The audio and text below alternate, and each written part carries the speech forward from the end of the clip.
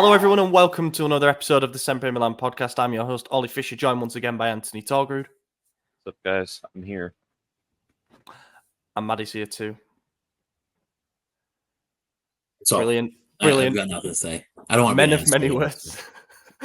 Look, it's 6:10 in the morning for you boys, so we'll battle through this one. Don't you worry. Some great volunteering on display here. We have got a couple of we've got one game to recap and two games to preview this week, and a win to recap, thankfully, with a lot of drama that accompanied it. But before we dive into this week's episode, I want to say thank you to our founding members on Substack: Des Windsor McGlynn, Ali Tareen, Tito, Mac, Moritz Pullman, Joey Gawler, Kevin, MJ, Mats, Luke Villano, Raul Escobar, and Rajat. I seem to be alternating like 2-minute rambles about what we've got going on the Substack with saying just go and check it out. So I'll try strike a middle ground this time. The most recent bonus podcast that we did was a question special where we went through some of the stuff that we've been sent on social media and gave our takes on them. We've had a couple of bonus articles out, one of them taking a look at Cardinale and Zlatan Ibrahimovic's words at the Financial Times thing, sort of reading between the lines and what was what. There was another installment of the Behind SempreMilan series, sort of like how we came to be where we're at now. And then also there was the newsletter article was about Jerry Cardinale and his trips to the Middle East and what it might mean for investment based on what we know and what we hear. So yeah, go check that out. As always, you can try a week for free, see if you like it. And there will be more exciting stuff to come this week, including another bonus podcast episode, of course. Let's dive in then, boys. Friday night. Out of breath when you read all that. I was like, look at the thing. I'm like, this motherfucker's been talking for 2.5 minutes and he hasn't stopped. Maybe I'd be a good rapper or something like Vanilla Ice. Madison, you got to subtract 15 seconds from him in the beginning when he said ready to record and then said, "Oh wait."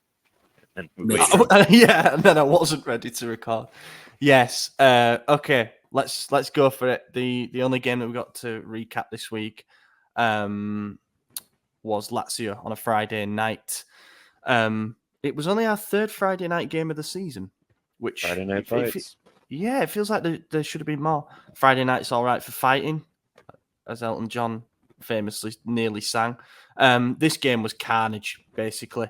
I guess what we need to do is start with what was a very boring sort of opening, like 70 minutes or so, maybe 60 minutes or so of the game.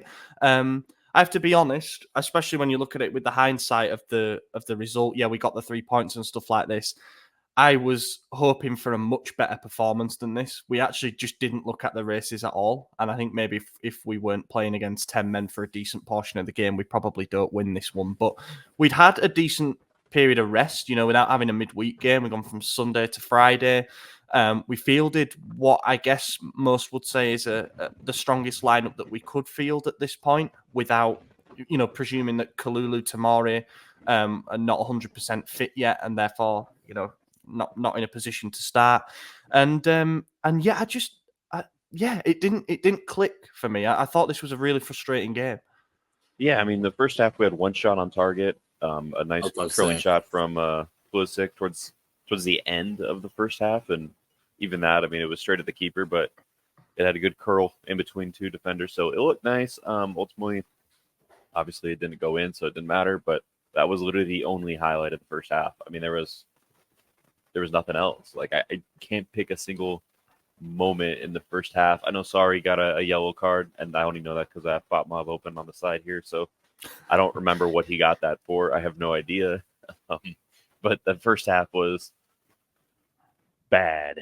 There just wasn't a whole lot going on. He got the yellow card because of that incident, which I suppose we better talk about, where Maignan and Florenzi got a little bit mixed up inside Milan's box, and then the ball. I mean, look, Maignan gets the ball, but he happens to take out Castellanos in the process. It's not a penalty, is it? But it's one of those where it looks so much like one because the ball's gone. Like, part of me thinks, like, Florenzi put us in that position, and it was such a bad position to be put in that, like, I almost wanted a punishment for it, just to be like, look what you've done, you know. But when they show the replay in slow motion, you can see the Lazio guy jumps over Mignon. There's no actual contact. He just does a front flip over him, looks for the contact.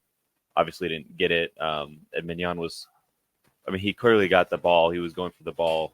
And then whatever the player's name was, I can't remember who it was, but he goes in late and then jumps over Mignon. Mignon's not even, like, he's already stopped moving at that point. You know, like there's never a penalty there. I definitely thought they were going to give it watching it live because, you know, 11 in our or 10 in our last however many games, some shit like that. I was like, this is a penalty for sure. But it wasn't. So yeah, good call because that was the memorable moment of the first half. I'd say for having a very unmemorable first half, you got a lot to say. Well, when you remind me of something, then I'm like, oh yeah, I could talk about this. But I'll get the ball rolling, I'm gonna be honest. I thought the Pellegrini red card was in like the 20th minute. I didn't realize it was in the 75th. Like I was just looking, I was like, 56th. Uneventful. What is this dude talking about? The team's got in a scuffle for like 15 minutes. And I was like, what? That was in the 70th minute? Oh, we'll get onto that. The game was. We'll get onto that in good time. It was simmering away though. There was like there were little bits like there were. I think there was a moment early on in the first half where like we were building a nice move down the left side, and it was like Teo Leao, and then the ball goes back to Adley, and we will mention Adley's performance, but he like miscontrolled it or something, and then he absolutely took out his man afterwards.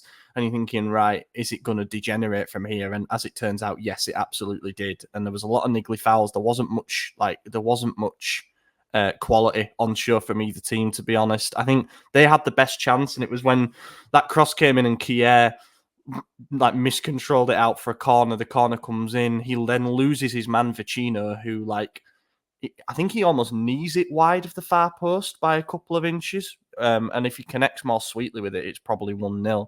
And then it's there was nothing else really in the first half, and I guess we can instantly fast forward to the red card incident. I mean, we were a bit more on top in the first half. Sorry, a bit more on top in the start of the second half, controlling the ball a tad more. But it all changed just before the hour with this red card. So what has happened is that a Lazio player has gone down. I think was it Castellanos again? I think he was at the center of everything. Probably, because it was definitely a dive, so it makes sense. It was the same guy. Yeah, I mean, he goes down and they all dive. He's grabbing his head. And at the couple of seconds later, the ball is out towards the right wing, where Luca Pellegrini is then trying to shepherd it out for a throw-in, so that I guess the player can receive treatment. And what Pioli says, and what was it, Florenzi? Somebody said something after the game like Pulisic didn't know that was what he was trying to do, that there was an injured player. So he keeps playing on, as you should as a player, play to the whistle, robs possession, and Pellegrini goes yoink and basically drags him back by the collar of his shirt. It was a clear second yellow. You know, you can't argue with that, and therefore a red card. And yet they did argue with it. They were saying like unsportsmanlike behavior or whatever from Pulisic, but the reality is the injured player was never touched in the face. You know, they show the replay, doesn't get touched in the face, just grabs his head because he lost possession and drops down. Classic way to get the game stopped and prevent, you know, the counterattack, which was obviously on. And then you see the replay from behind. Pulisic is never looking in that direction. He's just watching the ball the whole time. So he genuinely didn't see it. And then the other thing is, if you want play to stop for an injured player, kick the ball out. Like, you know, he just didn't want to lose possession, which I understand, but you got to understand your player's faking it, and you know it. You know, like probably a little time wasting in there as well. Yeah, probably. Just kick the ball out. That's how you stop the play. Like if it's something you're really that concerned about, kick the ball out. You know, you see it time and time again. Someone's hurt, you kick the ball out. He didn't kick the ball. He wanted everyone else to just stop for him. Like, that's not how this works. If he's played this sport a while at a professional level. You play till the whistle. Everyone knows that. Lissa got around him, made a really nice move, and then he was force collared, and that's illegal. So thrown down, red card. I don't know what he was complaining about. It was obvious. Like, you can't retaliate like that under any circumstance, whether there's an injured player or not. Because if there is an injured player, you're still getting a card for that. That's not how you behave. If there's an injured player, you just stand there and say, "Hey, he's injured." You point down, and if the ref's like, "Oh shit, he is injured," he's going to stop the play. So, at the end of the day, you can't do that under any circumstances, whether there's an injury, there's not an injury, the whistle's been blown or not. It doesn't matter. You never can grab someone by the collar and rip them to the ground. So, pretty much in any sport, like in any sport, yeah. Hockey, I'm assuming it is too. Like the thing is as well, like the anger can only really be directed in two areas, and neither of them are towards Pulisic for me. Firstly, if you're I'm actually Lazio, happy with what he did. Yeah, he did the only thing that he could do, really. If you're a Lazio fan, you're probably angry with the referee for not stopping the game for a head injury, but also the referee, it's at their discretion if they deem it to be a legitimate head injury or not. And as AJ kind of mentioned, he clearly thought that it wasn't worthy of stopping the game. And then you should be angry at Pellegrini because you either commit to not playing, so you let Pulisic take the ball off you and run through, but then everyone stopped playing, so Pulisic probably then wouldn't go on and score, because nobody's bothered about tackling him or anything. Or, you put the ball out. You've got to commit one way or the other. You can't just expect everything to stop and for the ball to run out. And very, very little sympathy from me. It was also highlighted after the game that Lazio scored a goal against Inter at one point when I think it was 2021-22 season when DiMarco was on the ground and basically the Inter players just stopped playing entirely and Lazio carried on and Felipe Anderson went on to score the goal that put them 2-1 up and they ended up winning that game 3-1. So they went on and scored a goal while the Inter players just stood around like, what are you doing? Our guy's down. It would be hypocrisy for them to then have a go at us for playing until the whistle. In sports, you just don't stop. There was a Floyd Mayweather fight like 8 years ago where don't make me feel God. I forgot who it was. It was old. It was longer. It was 2011. And like they went to go touch gloves or something, and the guy dropped his hands, and Floyd just popped him right in the face. Like, I mean, that paints him a lot worse than it was. Like, but yeah. So there was they did the clinch but the or thing whatever. is, like, don't stop in the middle of right. the game. Well, they did the clinch, and the ref, did the like, okay, continue fighting. And for whatever reason, the guy wanted to touch gloves in the middle of the round, and Floyd was like, nah, and just dropped it. Yeah. The guy was looking great before that. By the way, I was real pissed off. I didn't want Floyd to win either. But still, the point still stands. You can't stop in the middle of a game in any game. Like you don't get free breaks. And knowing that Lazio did this exact thing and scored a goal against Inter is awesome. But also, it's like, really? Come on, guys. So this is like the story of sports fans, though. We all bitch about against us. Then we do it against other teams. 100%, well, I actually always throw a bitch fit when we kick the ball for another injured player if we're not winning, because I'm like, come on, guys. I don't give a fuck about that. It brings into question, though, as well, like the whole unwritten rules side of football and like the spirit of the game and being sportsmanlike and stuff like that. It isn't written anywhere that if there's a player down, you have to kick the ball out, but it's almost just like this commonly accepted thing that you do it to. And in this case, it was so different to a normal situation that, it went the way that it did, and the outpouring of vitriol afterwards from some Lazio fans. I mean, Pulisic got death threats for just playing on and playing to the whistle. I mean, how can it really get that bad? I'm not saying that you should be abusing your own player or anything like that, but I think that the blame lies 0% with Pulisic and what he did. And if you're going to blame anybody for it, then it's got to be either the referee for not stopping the game or Pellegrini for either committing to not playing the ball or not kicking the ball out. they messed up that 5-second sequence really badly, and I think that's where the reaction from everyone is being blown way out of proportion. Like, chill. Your player or someone down by the collar. Like, what do you think is going to happen?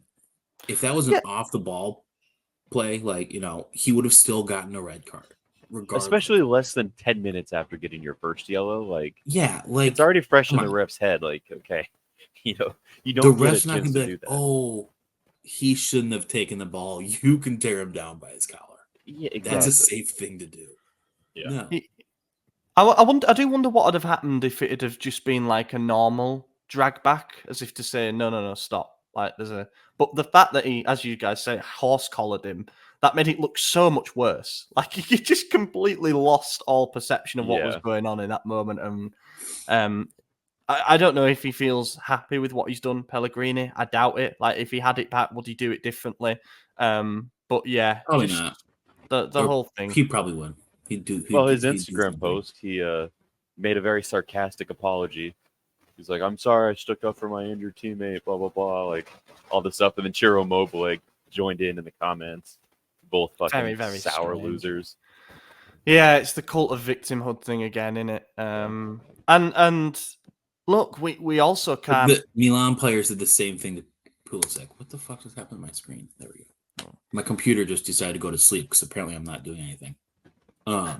Volunteer. The Milan, my computer sees corporate America work. Not volunteering. What is that? Like Teo and Adley both commented on Pulisic's post. Teo was like police, private security or something. I forgot what Adley said, but they came to protect him, so. Yeah, I love it too. It's good. It shows the unity of our team. There was a lot of questions early on, like, is Pulisic an outsider because of the whole American bullshit? And he's not. They're all coming to. I don't think players care about where you come from. No, I mean, I don't think the players do, but like, I saw that on Twitter. Certainly, cultures might clash. Like if exactly, that's more. Hakan and Mkhitaryan, Yeah. They get along great. They seem to be banging in goals pretty well together, to be honest.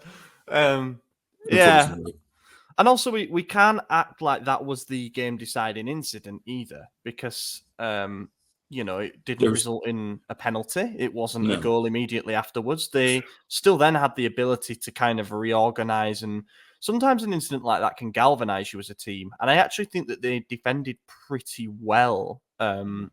Up until the closing stages of the game, which brings us to the which was interesting because right after the red card, they brought on Immobile, and I was like, "That's interesting." Was lose that a like defender at a striker? Yeah.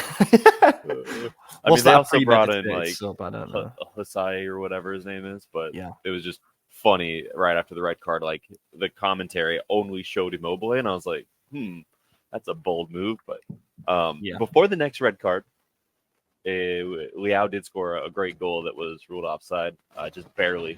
When they showed the semi-automatic, I was like, I was prepared to say robbery at the end of the game if we didn't get the win, just because of it. It was so close, but yeah, they were off. Oh well.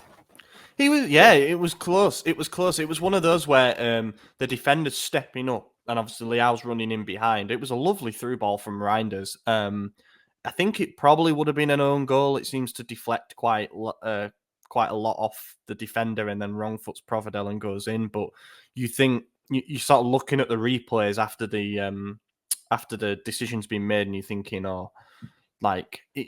it must have been marginal. Like you can see it from the line of where the pitch is. But yeah, I think he is off. It's his knee. You can see it. Sometimes that's where the semi-auto doesn't help as well, because it shows it in a very two-dimensional way. So like he's the other side of the defender, obviously. So you're kind of looking for the bit that's jutting out to see where he is. That's which bit of him was offside, basically, and then you sort of see that it's his knee. And yeah, unfortunately, I mean, I can't criticize him and say hold your run better. I can't really criticize Reinders and say you got to play that ball a little bit earlier, because the way it was executed was perfect, and it was like 2 inches away from being a lovely goal. But yeah, we then had to wait until the final 3 minutes to make the breakthrough, and it was Super Noah off the bench again.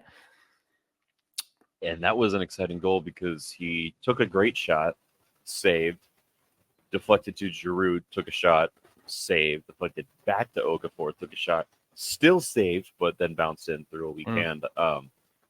Part of me wishes it wasn't because Pulisic was right there about to get the tap in on the rebound. But, how many more goals does he need for me to win the bet, Matty? Is it 2? 2 or 1? I have no. I'm just expecting to pay you at the end of the. Yeah, he's past the 15, but he's not at the 10 goals yet. So I think he's at 9. He's close, man. He's really 7. close. I 7 or I think 7 sounds right. It's coming. 7. It's a matter of time. It needs to be a season-ending injury if it's not going to happen. What are you doing, man? No, out in the world. No, but by saying it, that means that it's not going to happen, right? We have a lot of tournaments this summer that he needs to show up in, or not, so the coach gets fired. So, I'm cool with both. I guess the goal is a lesson in, well, first of all, positioning, because I think this is the thing that I've noticed about Okafor and the goals that he's scored so far. They seem to be a really, really similar way each time. Leao, run down the left of the byline, cut back, and then he usually fires it in at the near post or whatever.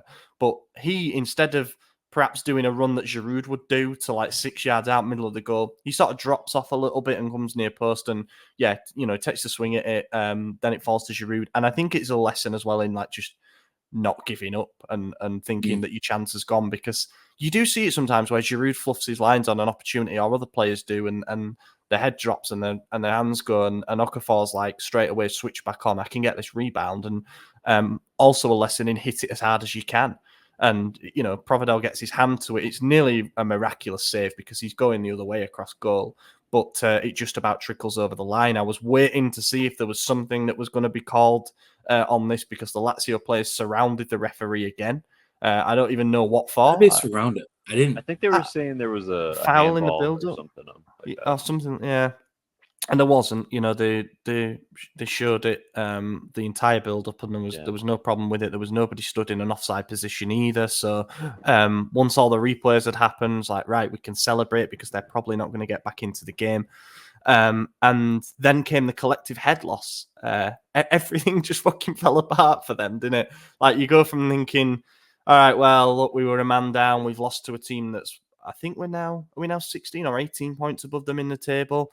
It's just a bad night at the office. Another loss for Lazio against a team above them. But the damage then came afterwards when they ended the game actually with 8 men. First of all, Adam Marasic committed a foul and then decided to say something obviously very offensive to the ref. The ref had absolutely no hesitation brandishing the red. The foul was like not even yellow card worthy. He just was kind of standing there, and Leao went to head it, and he just like landed on his shoulder, pushed him off. We see it. No one ever gets carded for that. It's just like one of the things you call because you're supposed to. So I don't know what he was mad about, to be honest. I mean, that's a normal thing to get called for. You didn't get a card. You just, it was just a whistle blow. Stop the play. It is what it is. I mean, at this point, it was the 95th minute, and there was 6 added, so it's not like what were they going to do in that amount of time anyways? It's not like they stopped the counter. If anything, we were going to continue with the ball. Yeah. So childish, immature, unsporting-like, if you will, from him to then go at the ref. And props to the ref just saying, you know what, fuck you, here's this, Well, it makes you wonder what he said, because we know Rebic got a straight red card for saying something about the referee's sister or mother or something like that. But he I mean, did he say it in Italian or Serbian? I can't even remember. Who was the referee? Croatian. Sorry, did he say it in Croatian? Yeah, I can't remember. But yeah, I guess there are certain things. So I guess that you can, in an expletive way, disagree with a referee's decision. By saying, "Oh, that's fucking bullshit" or whatever. But there are certain things that overstep the mark, such as going after a referee's family member. Or there's some weird thing about blasphemy as well. Like, I don't think you're allowed to say stuff like that. But one thing I will say is Marasic didn't have any complaints. He just sort of marched off. So I think he knew he'd said something. And that's where I think, as a Lazio fan, or if you're Maurizio Sarri or Lotito, who decided to do an interview after the game, that's always a wise move as the club president to get in front of the cameras after a game like that and scream corruption.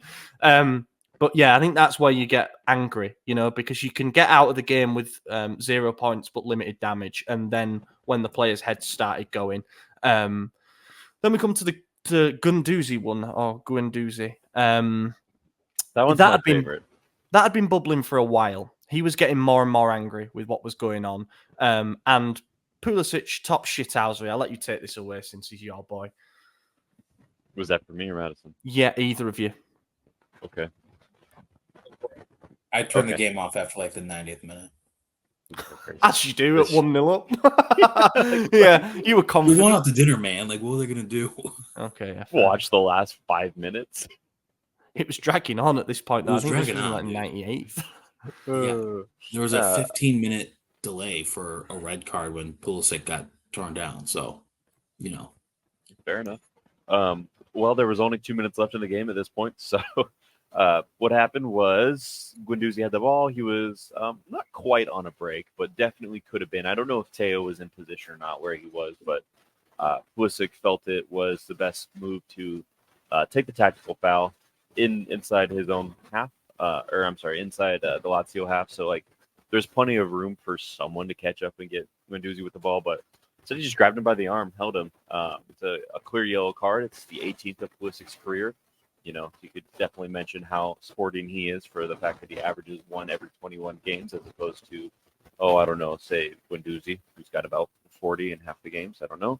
I made that stat up. Totally made up stat. Yeah, the stat about Pulisic is correct, but not Guendouzi. So, yeah, he pulls him, and then you see the expression on Guendouzi's face totally shift from like trying to get through to just like pure anger, and again shoves him down, like straight down from the back.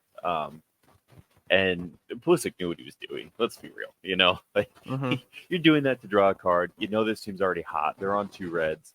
You're trying to get something pulled, and it worked. Another straight red card, and deserved because it was clear retaliation and nothing else. And those are the cards you get. So straight red again, down 3, and then it all kicked off. Everyone got on the pitch and started doing a little fight. I'm surprised no one else was sent off, to be honest. I know Leao got a yellow card, I believe, in the Marisic thing. Yeah, and so he's suspended for Empoli. Yeah.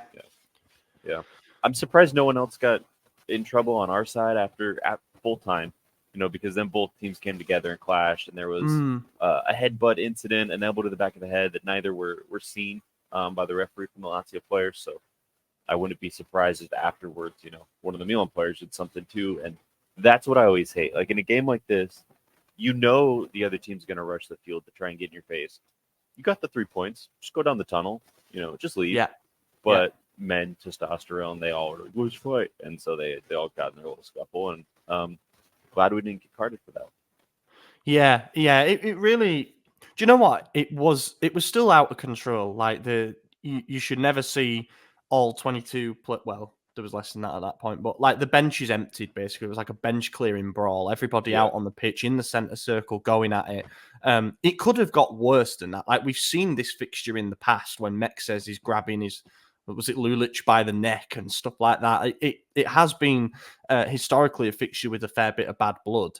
And yet still, we did sort of drop to their level a little bit with it by just getting involved. However, we don't know what was said to who. We don't know who instigated what. Like, you're going to stick up for your teammates in that situation if something bad is about to happen to one of them. For example, Romagnoli at full time was screaming scandalous or scandalous, whatever, towards the Lazio curver at the end of the game. And then the picture comes out afterwards of him at full time grabbing Chow by the neck. He was already in a yellow card at that point.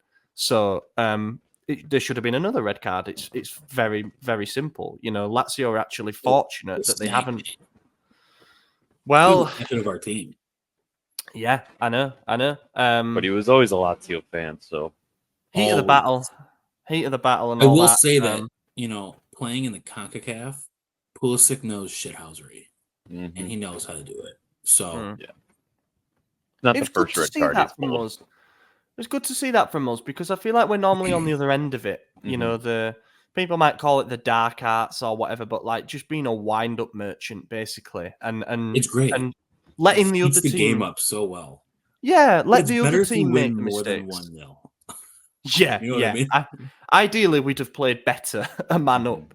Yes, and it's usually Teo doing it too, but lately Teo's been the one getting in trouble for it, so I'm glad he's kind of cooled off. Yeah. I remember Teo's battle against Romero in that Spurs game, and obviously the Dumfries, and but no, it was good. Look, we got out there with 3 points, as you said. The performance wasn't predict a clean sheet. I did not. I did not back us to keep a clean sheet at all. And I was a bit surprised with the team that Lazio picked, and I was a bit, I just think that the game itself was not a very good spectacle, and it was all about everything that happened in the final stages of the game. But you take that, we end a 3-game winless run. We also, because Bologna and Atalanta played each other, we pad the gap a little bit as well inside the Champions League places, and then Juve lost as well away against Napoli. So therefore, we are certainly back in the hunt for second spot.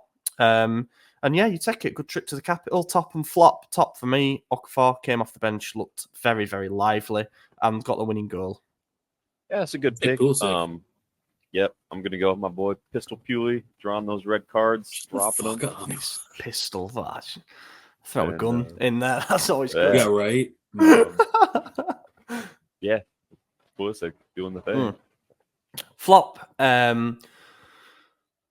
Another one where I don't think there was any player in particular that had a disaster class or anything like that. There were quite a few quiet performances or I'd say frustrating performances. I thought Kier looked shaky at the back, especially a couple of times when the ball come in the first half and he didn't deal with it very well. I thought the most frustrating player, or the player that when he got on the ball and I was getting the most pissed off with what he was doing, was probably Adli. And it was a shame to see that because he'd done so well against Atalanta. But there were times in that first half where he was just like dribbling to some dangerous areas and losing the ball. So it's between him and Kier. I'm going to give it to Adli. Yeah, I mean, this is a tough one because I don't really think anyone was too terrible. Florenzi made a lot of stupid decisions, especially early on. Obviously, he only played like an hour. But the incident in the beginning with Mike left a bad taste in my mouth pretty fast. Loftus-Cheek, I feel like he just couldn't complete a pass to save his life. And I don't know if the stats will back that up or not. I didn't really check. I do. You good, dog? I don't know if you guys could hear that, but he's like... I see Chuck's tail. Yeah. Tomori came back. We should probably mention that. Oh, yes, he did. Yeah. Welcome back, Tomori. We made 2 centre-back subs. That was an interesting thing, and I think a lot of us were like, wow, that's what you're really going to use the last 2 subs to do. But I actually first of all, we haven't got Jovic to throw on. We know Chukwueze tends to struggle in general. To be honest, this season he's just not been very good. But I think it was obvious why he did it in hindsight, and he deserves praise for those subs because it allowed us to play a much higher line, and it allowed us to commit that extra body or 2 forward because we then had the recovery pace at the back. So I think they were good subs, and they're better on the ball than it just goes to show like what we've been missing since they all went down hurt. We had a fast, athletic back line that, like I've been saying for months, it feels like 3 of our 4 starting back line are third string players, third or fourth in the case of the center back. So nice to see Tomori back. He didn't look like he missed a step. Granted, he only played 30 minutes against 8 men. So, not quite the same as a full match, but we'll see how he gets on. As for my flop, I guess I'm going to go with Florenzi. I was going through the stats here. No starting player got less than 80% pass accuracy the entire game, which is phenomenal. And Gabbia had 95% pass accuracy, the highest on the team, which was great. I don't have a flop of the match.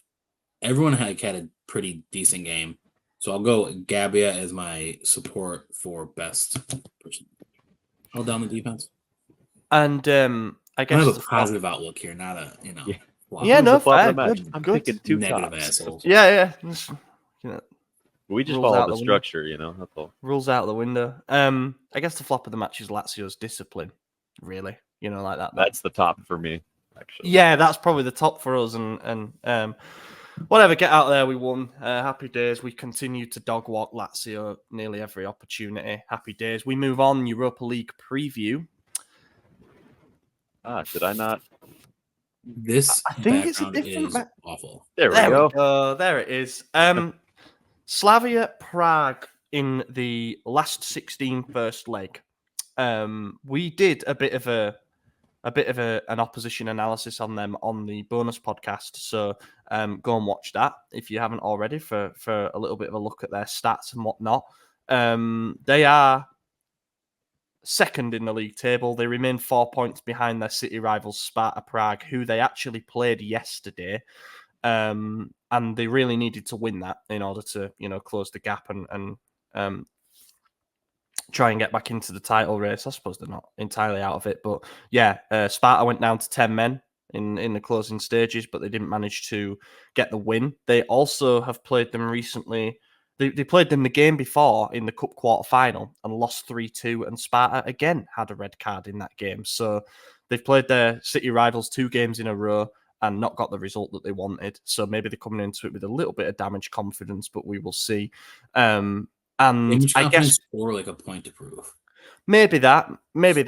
But I just don't get the feeling that they rotated for that game yesterday. I feel like they probably went for that one. And they've got us, and then they've got Teplice in between first and second leg, and then Liberec after that. So I suppose that they can focus a bit more on this tie and doing the best they can.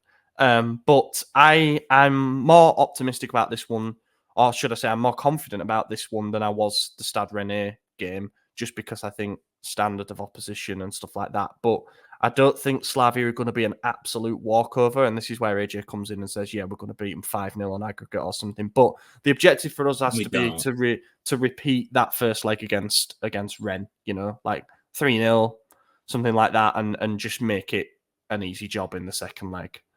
Yeah, unfortunately, we play the first leg at home, and I feel like that's always a double-edged sword for us. Looking at Stade Rennais, we do well in the first leg, and then we think we're through already after a beatdown. So then the second leg is away.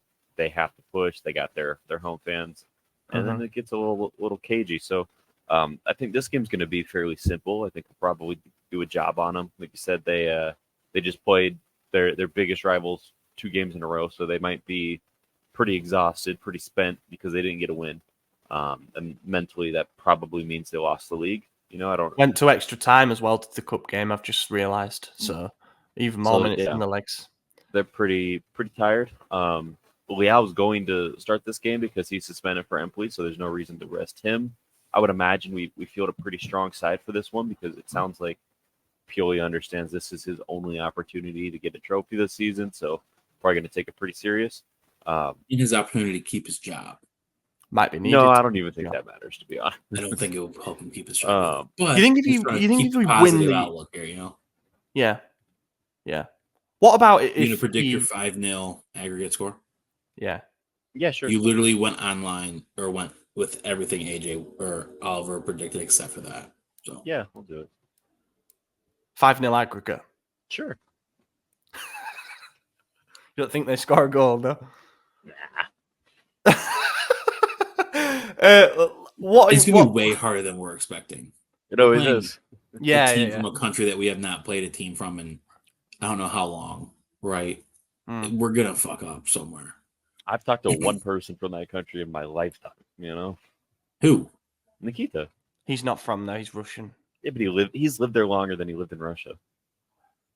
I don't think he claims to be from everywhere he's been. Look, if Lorenzo's got to be English and not Italian, then Nikita can't be Russian. Yeah, all right, yeah. He was one of them who's like Slavia are better than people will give him credit for, but we should still win. Which, yeah, I think that's probably the perfect way to summarize it. Like, yeah, they have got some dangerous players. Again, we talked about it in the bonus pod, so go watch that if you want a bit more of a deep dive on them. What are we doing with the team for this? I mean, as you kind of mentioned, Leao suspended for the Empoli game, so I'm guessing he's going to start on the left. But given Jovic has now served his ban and could come back against Empoli, he's starting Giroud. So you've got Giroud, Leao together, and then you play Jovic in the Empoli game. Is Chukwueze getting getting a game, changing the midfield, because Reinders has obviously started the last 3 matches on the bench. Does Tomori come back into the starting lineup? Like, there are a few question marks about this one.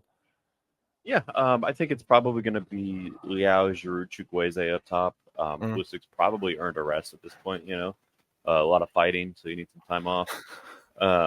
I think Reinders probably does get a start again. It's nice that he hasn't had to start, not because he's bad or anything like that. It's nice that you have competent backups that can start. And yeah, you could argue we don't know who our best midfield is at this point in the season. Adley's in the top percentile for most midfield stats. Benacer is Benacer. Reinders has been solid. Loftus-Cheek is, his only downside seems to be passing lately. So our midfield's really strong at the moment. Who knows how we're going to field it? And I think we probably do see Tomori start the game or come on at halftime, one or the other. I bet he gets half a game. He played more than half. He played like 30 minutes, right? I think it was a little bit less. A little less, okay.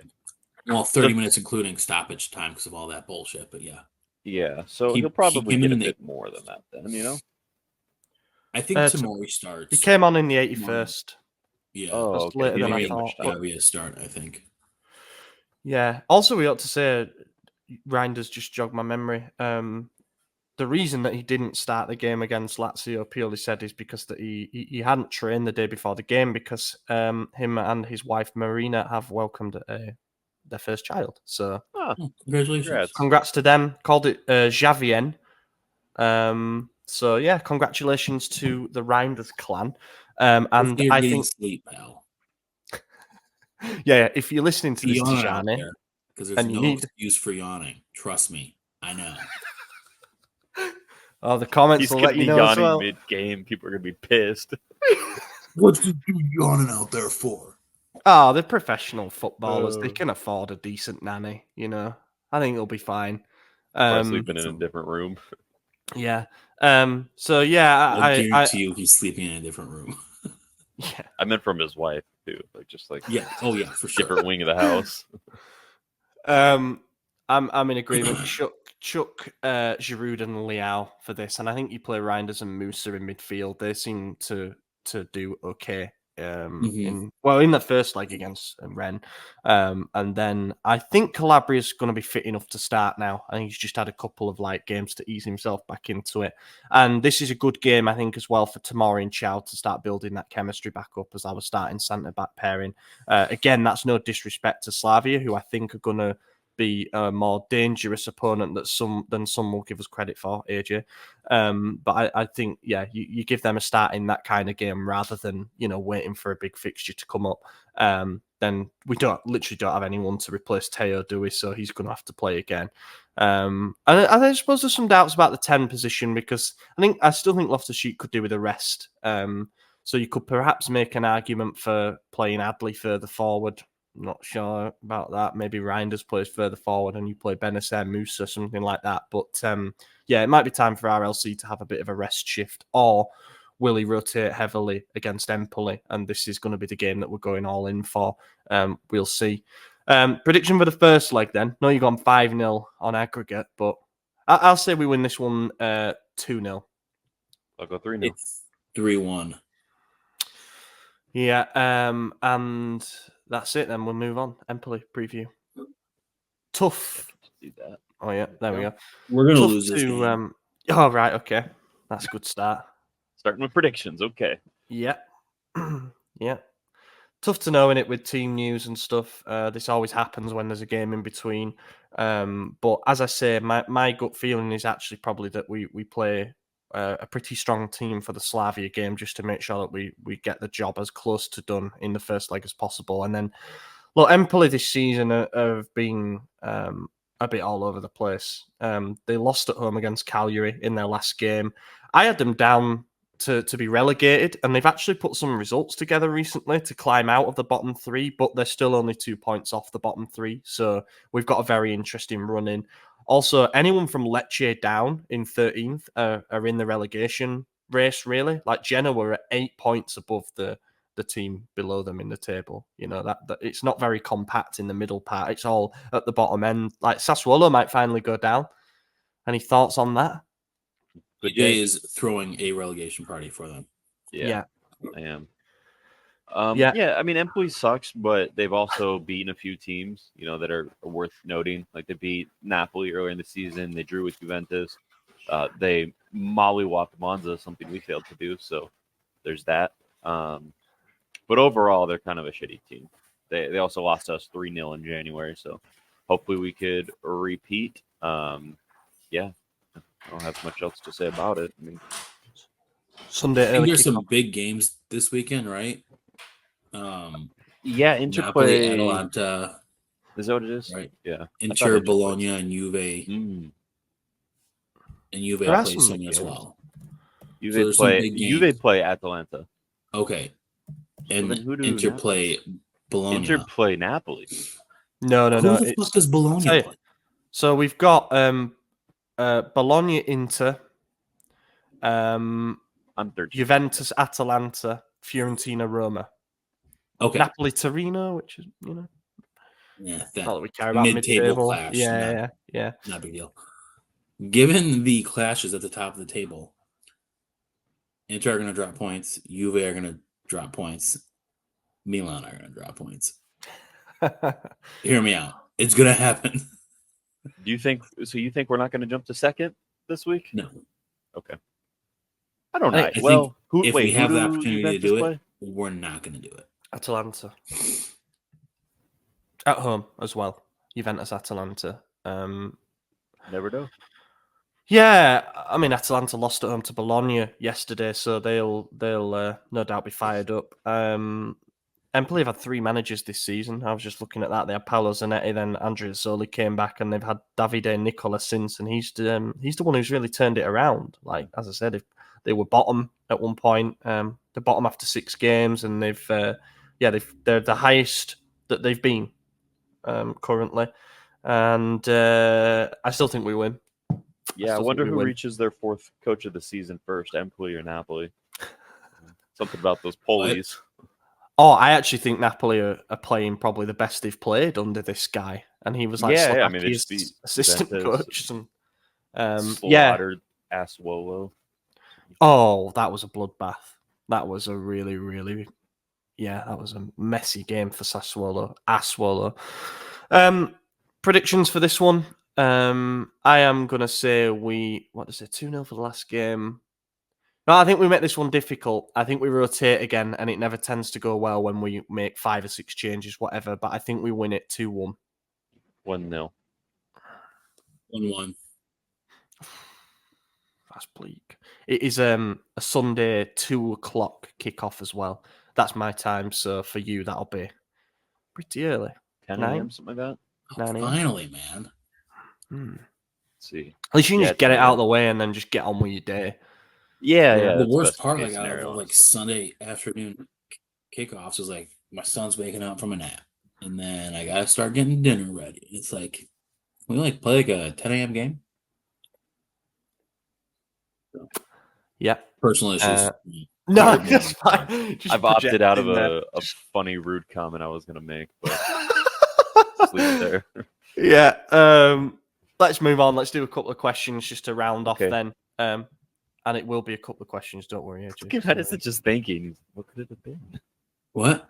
All right, questions. Question is, okay. Oh, we didn't get any. I put the tweet out yesterday and we literally didn't get a question. That's a shame. Love our listeners. Right, very loyal. I don't know what's happened there, to be honest. We normally get 9. It's because we haven't answered them in 3 weeks. I know. Get more questions in, guys, please. I'll do one thing then. I put a tweet out yesterday just to sort of gauge opinion. It's a bit of one of those virally football Twittery type tweets, but this got good engagement. Who is Milan's? So there's 4 categories coming up. Most overrated player at the moment. We'll start with that. Adley. Yeah. What? Manian. Adley? He's not even rated. I kind of agree. A lot of agree. People think he's super high, and to be fair, the stats do back it up. I just every time I watch him, I don't feel it.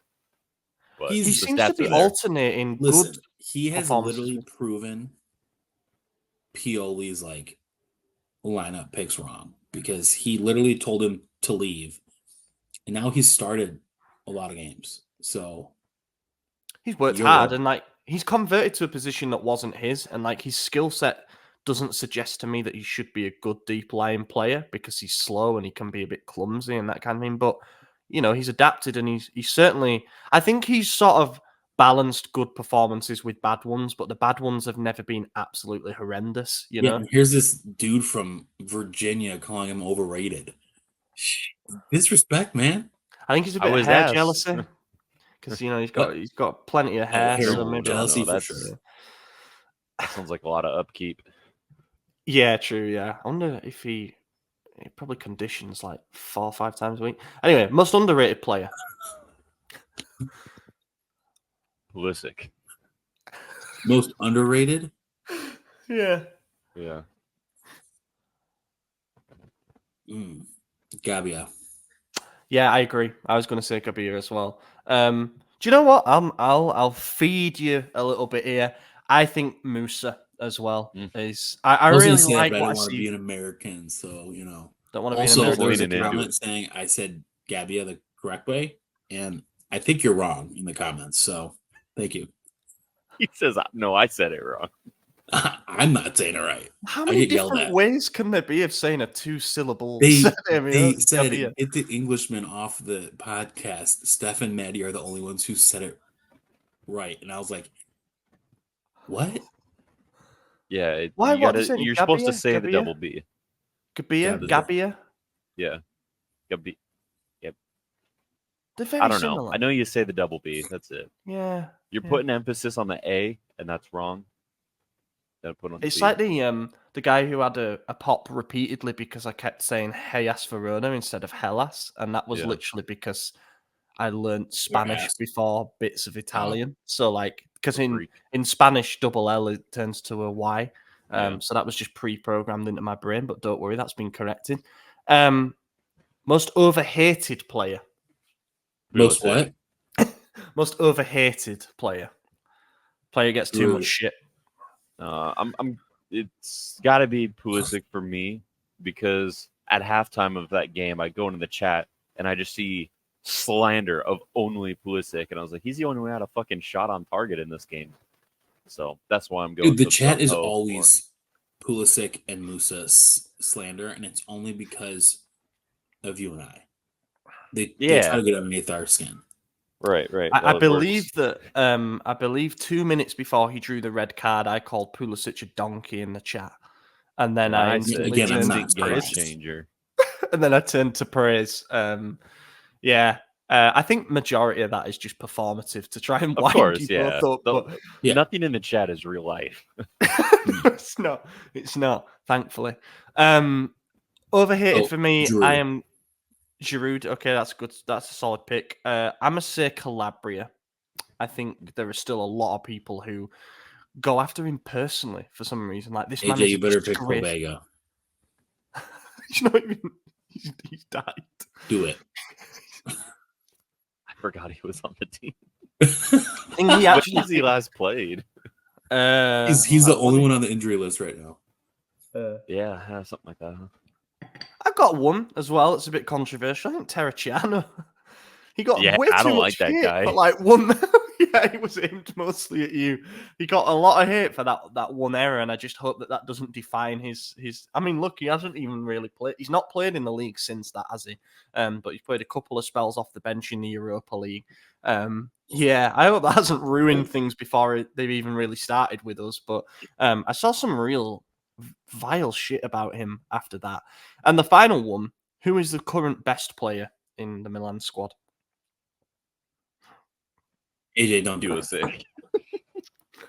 I think he's been the answer 3 out of the 4 for you. I sure have. Yeah.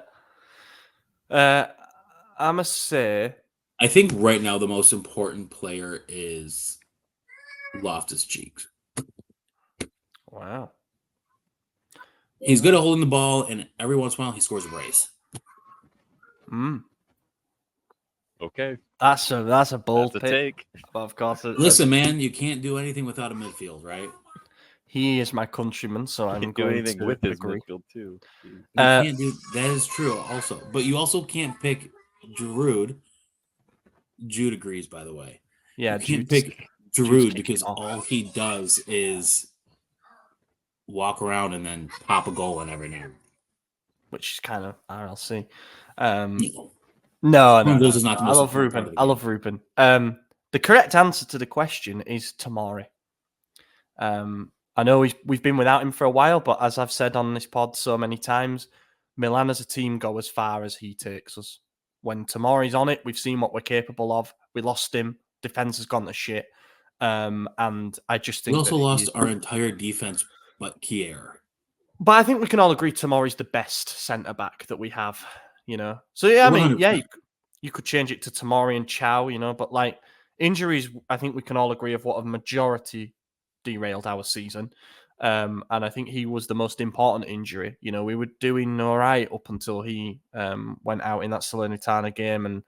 And when he's on it, we look a completely different team, both in and out of possession. Obviously, there'll be shouts for Teo and Leao. I just think they've been a tad more inconsistent this season. So I'm going to say Fick. We'll wrap it up there. Fick has been the most consistent. Yeah, consistently injured. Yeah. Can't make mistakes if you're not there, thank you to everybody for watching. I've been your host, Ollie Fisher. Find me on Twitter at Ollie Fisher. AJ, cheers for joining. Yep. See you guys next time. Maddie. Maybe I'll be on Friday if I get sleep. Fingers crossed for Maddie's sleep. We'll be back in a week's time. Gol! Ancora Teo! È una meraviglia! Il gol di Teo Hernandez da un'area all'altra! È una meraviglia! Senti il mio cuore!